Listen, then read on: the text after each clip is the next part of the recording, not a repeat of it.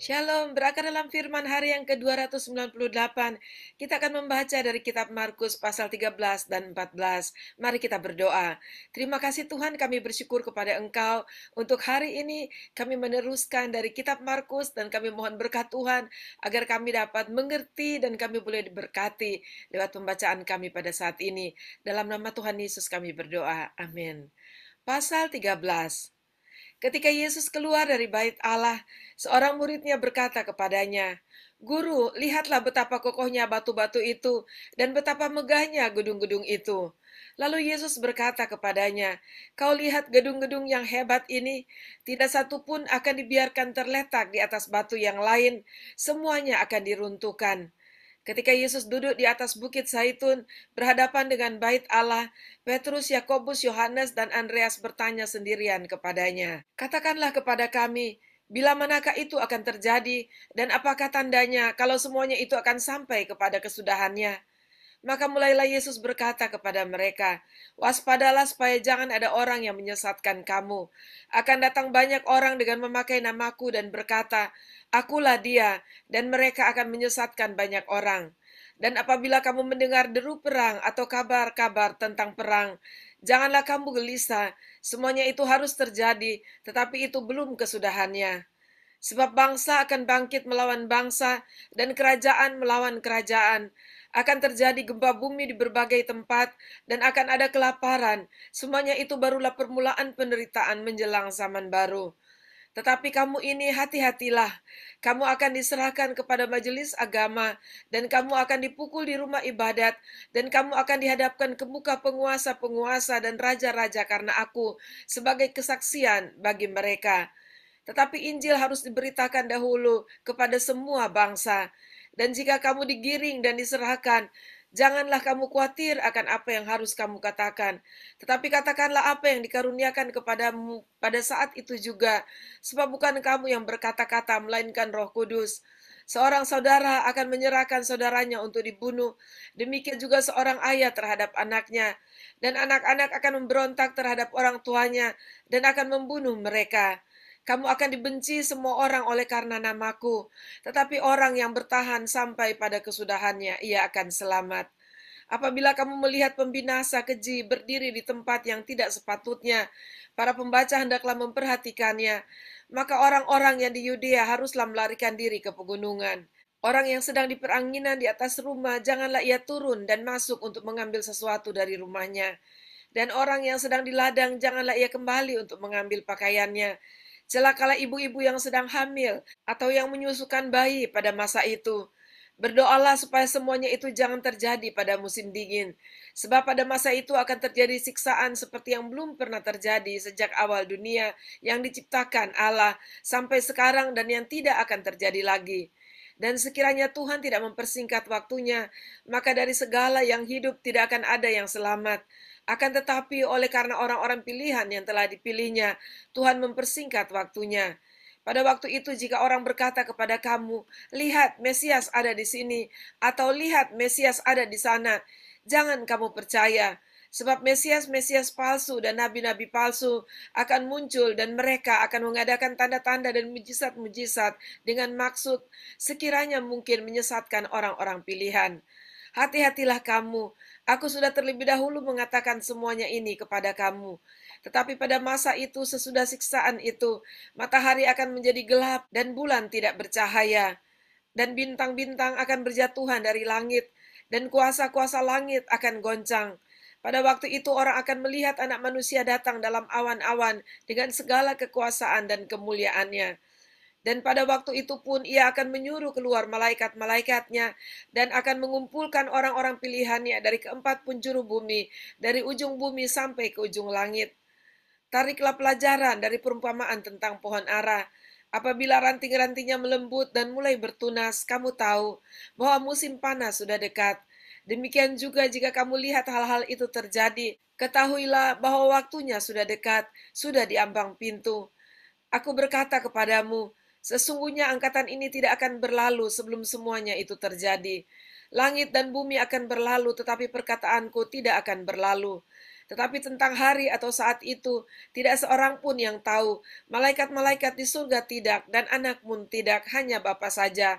Hati-hatilah dan berjaga-jagalah, sebab kamu tidak tahu bila manakah waktunya tiba. Dan halnya sama seperti seorang yang bepergian, yang meninggalkan rumahnya dan menyerahkan tanggung jawab kepada hamba-hambanya, masing-masing dengan tugasnya, dan memerintahkan penunggu pintu supaya berjaga-jaga. Karena itu berjaga-jagalah, sebab kamu tidak tahu bila manakah tuan rumah itu pulang, menjelang malam atau tengah malam, atau larut malam, atau pagi-pagi buta, supaya kalau ia tiba-tiba datang, jangan kamu didapatinya sedang tidur. Apa yang kukatakan kepada kamu, kukatakan kepada semua orang, berjaga-jagalah. Pasal 14. Hari raya Paskah dan hari raya roti tidak beragi akan mulai 2 hari lagi. Imam-imam kepala dan ahli-ahli Taurat mencari jalan untuk menangkap dan membunuh Yesus dengan tipu muslihat, sebab mereka berkata, jangan pada waktu perayaan, supaya jangan timbul keributan di antara rakyat. Ketika Yesus berada di Betania, di rumah Simon si kusta, datanglah seorang perempuan membawa suatu buli-buli pualam berisi minyak narwastu murni yang mahal harganya. Setelah dipecahkannya leher buli-buli itu, dicurahkannya minyak itu ke atas kepala Yesus. Ada orang yang menjadi gusar dan berkata seorang kepada yang lain, untuk apa pemborosan minyak narwastu ini? Sebab minyak ini dapat dijual 300 dinar lebih, dan uangnya dapat diberikan kepada orang-orang miskin. Lalu mereka memarahi perempuan itu. Tetapi Yesus berkata, biarkanlah dia, mengapa kamu menyusahkan dia? Ia telah melakukan suatu perbuatan yang baik padaku. Karena orang-orang miskin selalu ada padamu, dan kamu dapat menolong mereka bila mana kamu menghendakinya. Tetapi aku tidak akan selalu bersama-sama kamu. Ia telah melakukan apa yang dapat dilakukannya. Tubuhku telah diminyakinya sebagai persiapan untuk penguburanku. Aku berkata kepadamu, sesungguhnya di mana saja Injil diberitakan di seluruh dunia, apa yang dilakukannya ini akan disebut juga untuk mengingat dia. Lalu pergilah Yudas Iskariot, salah seorang dari ke-12 murid itu, kepada imam-imam kepala dengan maksud untuk menyerahkan Yesus kepada mereka. Mereka sangat gembira waktu mendengarnya, dan mereka berjanji akan memberikan uang kepadanya. Kemudian ia mencari kesempatan yang baik untuk menyerahkan Yesus. Pada hari pertama dari hari raya roti tidak beragi, pada waktu orang menyembelih domba Paskah, murid-murid Yesus berkata kepadanya, ke tempat mana engkau kehendaki kami pergi untuk mempersiapkan perjamuan Paskah bagimu? Lalu ia menyuruh 2 orang muridnya dengan pesan, pergilah ke kota, di sana kamu akan bertemu dengan seorang yang membawa kendi berisi air, ikutlah dia. Dan katakanlah kepada pemilik rumah yang dimasukinya, pesan guru, di manakah ruangan yang disediakan bagiku untuk makan Paskah bersama-sama dengan murid-muridku? Lalu orang itu akan menunjukkan kamu sebuah ruangan atas yang besar, yang sudah lengkap dan tersedia. Di situ kamu akan mempersiapkan perjamuan Paskah untuk kita. Maka berangkatlah kedua murid itu dan setibanya di kota, didapati mereka semua seperti yang dikatakan Yesus kepada mereka. Lalu mereka mempersiapkan Paskah. Setelah hari malam, datanglah Yesus bersama-sama dengan ke-12 murid itu. Ketika mereka duduk di situ dan sedang makan, Yesus berkata, aku berkata kepadamu, sesungguhnya seorang di antara kamu akan menyerahkan aku, yaitu dia yang makan dengan aku. Maka sedihlah hati mereka, dan seorang demi seorang berkata kepadanya, bukan aku ya Tuhan. Ia menjawab, orang itu ialah salah seorang dari kamu yang 12 ini. Dia yang mencelupkan roti ke dalam satu pinggan dengan aku. Anak manusia memang akan pergi sesuai dengan yang ada tertulis tentang dia. Akan tetapi celakalah orang yang olehnya anak manusia itu diserahkan. Adalah lebih baik bagi orang itu sekiranya ia tidak dilahirkan. Dan ketika Yesus dan murid-muridnya sedang makan, Yesus mengambil roti, mengucap berkat, memecah-mecahkannya, lalu memberikannya kepada mereka dan berkata, ambillah, inilah tubuhku. Sesudah itu ia mengambil cawan, mengucap syukur lalu memberikannya kepada mereka, dan mereka semuanya minum dari cawan itu.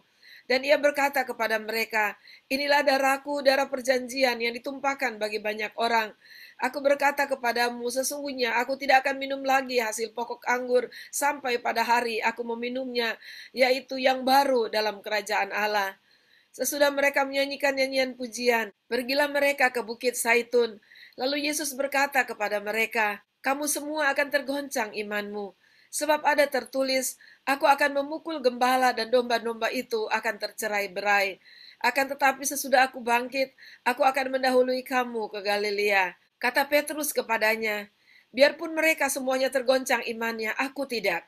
Lalu kata Yesus kepadanya, aku berkata kepadamu, sesungguhnya pada hari ini, malam ini juga, sebelum ayam berkokok 2 kali, engkau telah menyangkal aku 3 kali. Tetapi dengan lebih bersungguh-sungguh Petrus berkata, sekalipun aku harus mati bersama-sama engkau, aku takkan menyangkal engkau. Semua yang lain pun berkata demikian juga. Lalu sampailah Yesus dan murid-muridnya ke suatu tempat yang bernama Getsemani.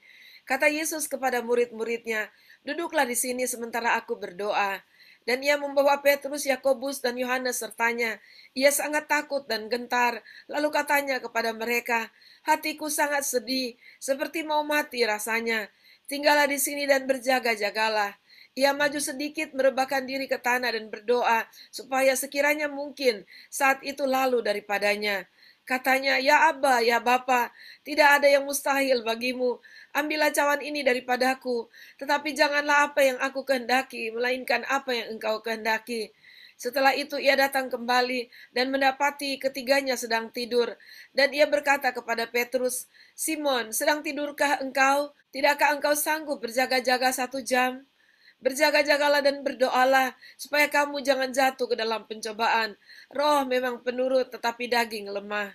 Lalu ia pergi lagi dan mengucapkan doa yang itu juga. Dan ketika ia kembali pula, ia mendapati mereka sedang tidur, sebab mata mereka sudah berat, dan mereka tidak tahu jawab apa yang harus mereka berikan kepadanya. Kemudian ia kembali untuk ketiga kalinya dan berkata kepada mereka, tidurlah sekarang dan istirahatlah, cukuplah, saatnya sudah tiba. Lihat, anak manusia diserahkan ke tangan orang-orang yang berdosa. Bangunlah, marilah kita pergi, dia yang menyerahkan aku sudah dekat. Waktu Yesus masih berbicara, muncullah Yudas, salah seorang dari ke-12 murid itu, dan bersama-sama dia segerombolan orang yang membawa pedang dan pentung, disuruh oleh imam-imam kepala, ahli-ahli Taurat dan tua-tua. Orang yang menyerahkan dia telah memberitahukan tanda ini kepada mereka. Orang yang akan kucium itulah dia, tangkaplah dia dan bawalah dia dengan selamat. Dan ketika ia sampai di situ, ia segera maju mendapatkan Yesus dan berkata, Rabi, lalu mencium dia. Maka mereka memegang Yesus dan menangkapnya.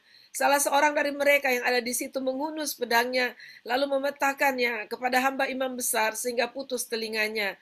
Kata Yesus kepada mereka, sangkamu aku ini penyamun, maka kamu datang lengkap dengan pedang dan pentung untuk menangkap aku. Padahal tiap-tiap hari aku ada di tengah-tengah kamu, mengajar di bait Allah, dan kamu tidak menangkap aku. Tetapi haruslah digenapi yang tertulis dalam kitab suci. Lalu semua murid itu meninggalkan dia dan melarikan diri. Ada seorang muda yang pada waktu itu hanya memakai selai kain lenan untuk menutup badannya, mengikuti dia.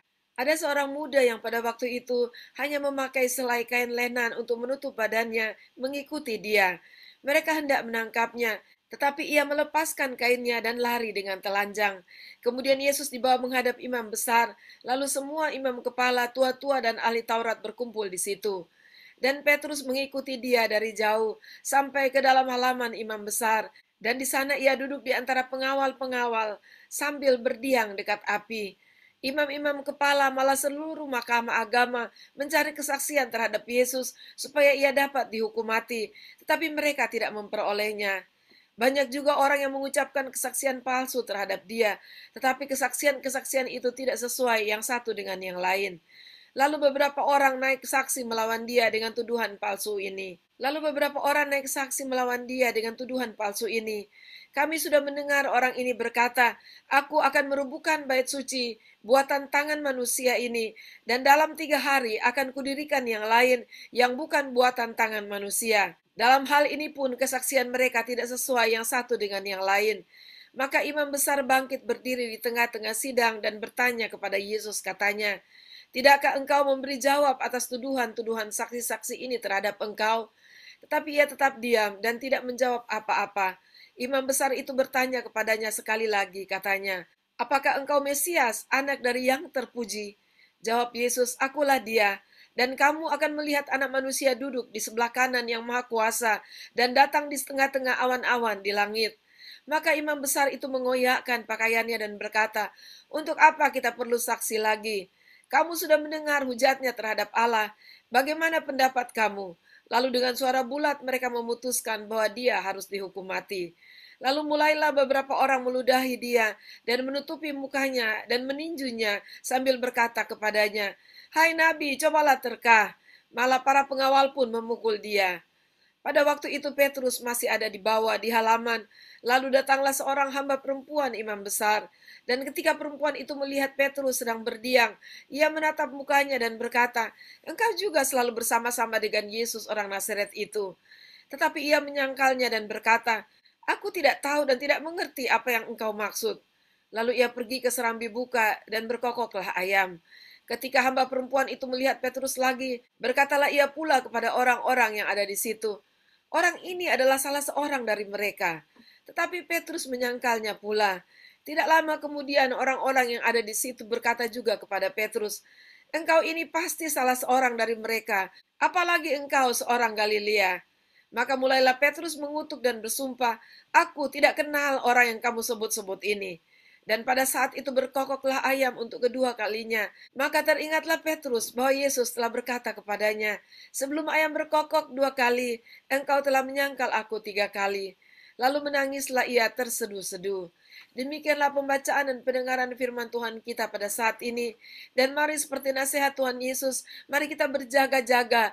Karena pencobaan itu bisa datang menghadang kita tanpa kita duga. Dan itu terjadi pada saat Yudas, dia berhadapan dengan kepentingan dirinya sendiri, dan dia lebih memikirkan uang yang akan diterima daripada kesetiaannya kepada Tuhan Yesus.